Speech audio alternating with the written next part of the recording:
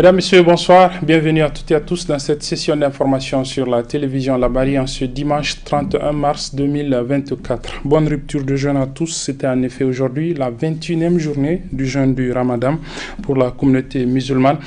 Nous sommes donc rentrés depuis hier dans les 10 derniers jours de ce mois béni de Ramadan, 10 derniers jours dans lesquels est notamment recherché la bénéfique nuit de Laylatul Qadr. Avant de vous faire suivre donc les mérites de cette nuit de Laylatul Qadr avec le prédicateur Oustaz Ben Salah, je vous donne lecture de ce communiqué de presse du comité Union Tillabéri pour la paix, la sécurité et la cohésion sociale. Le comité dit avoir appris avec une vive émotion et une grande tristesse la mort de 23 éléments des forces de défense et de sécurité dans une embuscade tendue par les forces terroristes dans la zone de Tégué, dans le département de Bankilare, région de Tillabéri, le mercredi 20 mars dernier. En cette douloureuse circonstance, le comité Union Tillabéri pour la paix, la sécurité et la cohésion sociale présente ses condoléances les plus attristées au gouvernement, au peuple nigérien, aux forces de défense et de sécurité, aux familles éplorées, aux parents, amis et connaissances, et souhaite un prompt rétablissement aux blessés. Puisse Allah les accueillir dans son paradis éternel. Amin, dit le communiqué.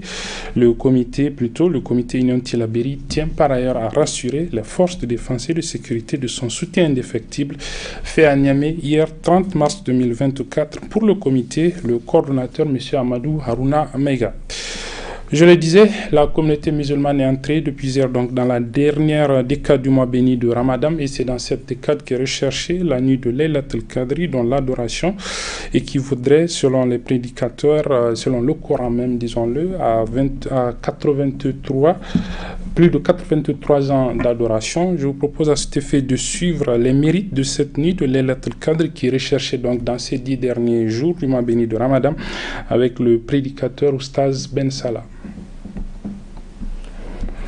La troisième décade du mois béni de Ramadan, Man qama laylatul qadr imanan wa ihtisaba ghufira lahu ma taqaddama min zambi.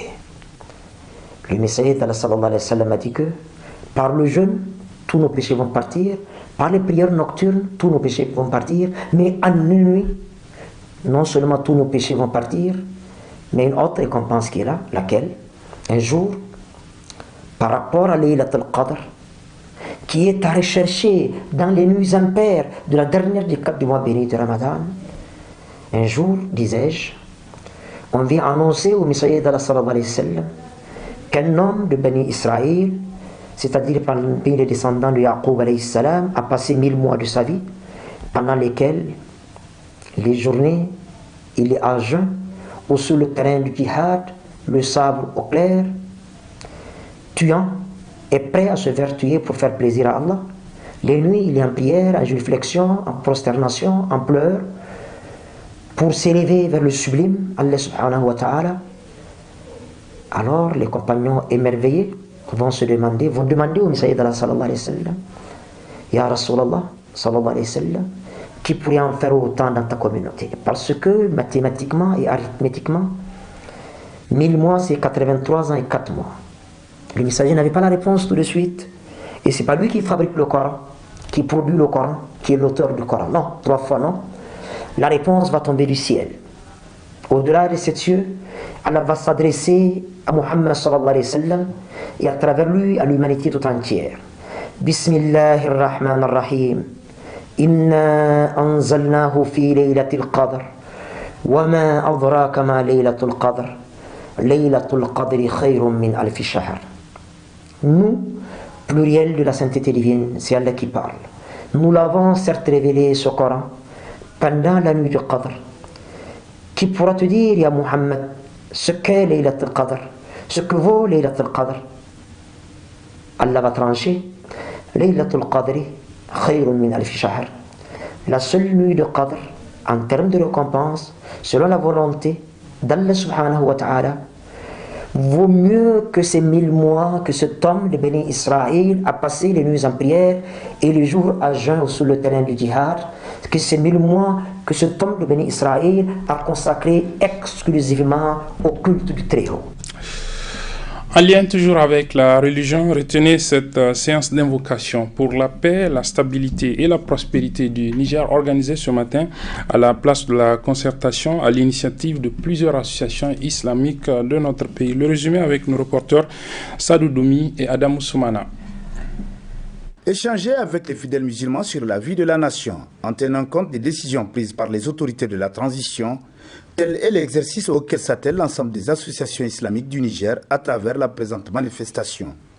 Une rencontre émaillée d'un appel des organisations qui ont fait preuve de soutien sans faille aux autorités du pays. Les associations islamiques ont apprécié la courageuse décision du CNSP relative à la dénonciation de l'accord militaire avec les États-Unis d'Amérique, entrant ainsi en droite ligne à la reconquête de la souveraineté du Niger.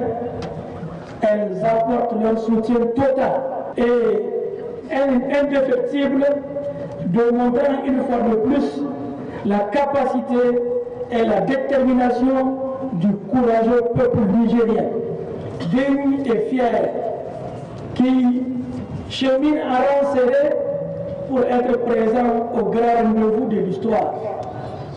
Les associations islamiques consolidaient les acquis pour n'admettre à jamais aucun recul sur les domaines de souveraineté nationale. Pour la refondation de la République, la réforme de notre État et la consolidation à engager parallèlement aux efforts contre le terrorisme, les réformes économiques et sociales qui éradiqueront la pauvreté au Niger, un pays béni où abondent toutes les ressources naturelles qui font sa convoitise. Tout en félicitant nos grands leaders, les chefs religieux, les imams et nos autorités à tous les niveaux pour leur vision et leur courage, les associations islamiques les appellent toujours à l'union sacrée, à l'écoute des bénéfices et fils du Niger, à la promotion de la justice et la crainte d'Allah. Aussi, les associations islamiques du Niger prient la population nigérienne à garder l'union, l'unité nationale, la fraternité, la cohésion sociale, le pardon, la dignité, le sens de la responsabilité face aux hostilités des ennemis du Niger, à poursuivre les prières, les invocations et les kounoutes, surtout en cette dernière décade du mois de Ramadan, pour exaucer l'agrément d'Allah et la victoire dans toutes nos actions. Puisse la paix, la justice et la réussite triompher sur l'oppression et la corruption au Niger, dans tous les pays de l'AES. J'ai nommé le Mali, le Burkina et le Niger, et partout dans le monde. Amen. Rendez-vous est pris, plaise à Dieu, après le mois béni de Ramadan, pour redoubler d'efforts dans le combat spirituel afin de permettre au Niger de recouvrer sa souveraineté nationale. Religion toujours, cette fois-ci, la communauté chrétienne du monde entier a célébré ce 31 mars, ce dimanche, donc la fête de Pâques. Ici à Niamey, une équipe de la télévision Labari s'est rendue dans une des églises de la place pour voir comment est-ce que les chrétiens célèbrent donc cette fête de Pâques. L'équipe est composée de Aboubakar Soleil et Ismaël Momouni. Je vous propose de suivre leur reportage. Les différents lieux de culte de la capitale sont pris d'assaut par les fidèles chrétiens pour la messe du Pâques. Cette dernière est une fête pour commémorer la résurrection de Jésus-Christ de Nazareth. Pâques est la fête la plus importante et la plus anciennement attestée du christianisme, comme en attestent ses pasteurs. Bon, nous avons constaté que la fête la plus répandue, c'est Noël, qui annonce la naissance de Jésus. Mais honnêtement, la fête la plus importante, c'est la Pâque, la mort et la résurrection de Jésus. Parce que si Christ n'est pas mort, nos péchés ne seraient pas pardonnés. Et s'il n'est pas ressuscité d'entre les morts, la Bible dit que notre foi est vaine. Donc, le ciment de la foi chrétienne même, c'est vraiment la Pâque. Donc, c'est pourquoi c'est la plus grande fête chrétienne en réalité. Sur le plan spirituel, nous, les chrétiens, Jésus-Christ est notre agneau pascal. Il a été sacrifié pour le péché, pour nous faire sortir de la mort. Parce que tout pécheur est mort spirituellement. En Christ et dans sa résurrection, nous ressuscitons, nous sortons de la mort et nous avons maintenant une nouvelle vie. Comme Israël, en quittant l'esclavage, ils vont dans la terre promise, une nouvelle vie commence.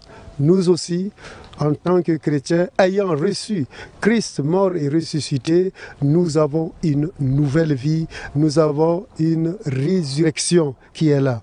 Et c'est pourquoi la Bible dit que quiconque croit en lui ne sera point dans la honte. Ainsi, à l'occasion de la fête de Pâques, ces fidèles ont formulé 2 vœux. Mon souhait, c'est que je souhaite bonne fête à toute la population du Niger. C'est un grand jour, c'est une grande fête. Nous souhaitons à tout le monde joyeuse Pâques.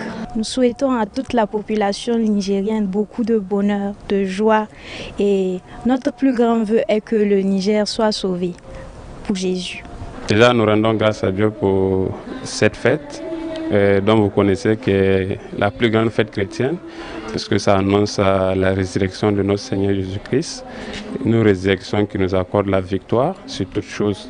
Alors s'il y a un seul vœu que nous pouvons faire en tant que fidèles chrétiens dans cette nation du Niger, c'est vraiment que Dieu nous accorde la paix entièrement dans le pays. C'est ce dont nous avons le plus besoin aujourd'hui, parce qu'avec la paix, nous aurons vraiment le développement dont nous souhaitons.